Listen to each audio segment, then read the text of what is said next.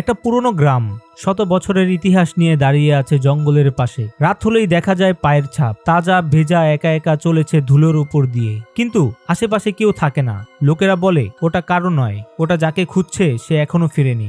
এক সন্ধ্যায় শহর থেকে এক লোক আসে, গল্প শুনে হেসে ফেলে। সে ভাবে পুরোটাই বানানো। রাতে সে একা হাঁটতে বের হয়, চাঁদের আলোতে গ্রামের মেঠো পথ ঝলমল করছে। হঠাৎ তার সামনে ধুলোয় ভেসে ওঠে এক জোড়া পায়ের ছাপ। ছাপগুলো ধীরে ধীরে এগিয়ে যাচ্ছে, একেবারে তার দিকেই, কিন্তু কোথাও কোনো মানুষ নেই। সে পিছু হটে, টর্চ জ্বলে, কিন্তু আলোয় কিছু ধরা পড়ে না। পায়ের ছাপ কিন্তু থামে না, বরং এবার ছাপগুলো তার চারপাশ ঘিরে ফেলে। একটা হাওয়ার ঝাপটা আসে পেছন থেকে, কেউ যেন ফিসফিস করে বলে, তুই দেখতে চেয়েছিলি তাই না? সে দৌড়াতে শুরু করে, কিন্তু যত দূরে যায় ছাপগুলো তত দ্রুত ছুটে আসে তার পেছনে। এক পর্যায়ে সে পড়ে যায় একটা পুরনো ধ্বংস হয়ে যাওয়া ঘরের সামনে। ঘরের ভেতর থেকে আসে দরজার আওয়াজ, তারপর একটা শিশুর কণ্ঠ বলে, এবার তুই আমাদের মতো হবি। পায়ের ছাপগুলো এবার দেয়ালে উঠতে থাকে, চলে যায় ছাদের দিকে, তারপর উল্টো হয়ে যায়, আবার মাটিতে নামে। সে চিৎকার করতে পারে না, কণ্ঠ হারিয়ে যায় শূন্যতায়। পরদিন সকালে রাখাল দেখে গ্রামের মাঝখানে নতুন এক জোড়া পায়ের ছাপ।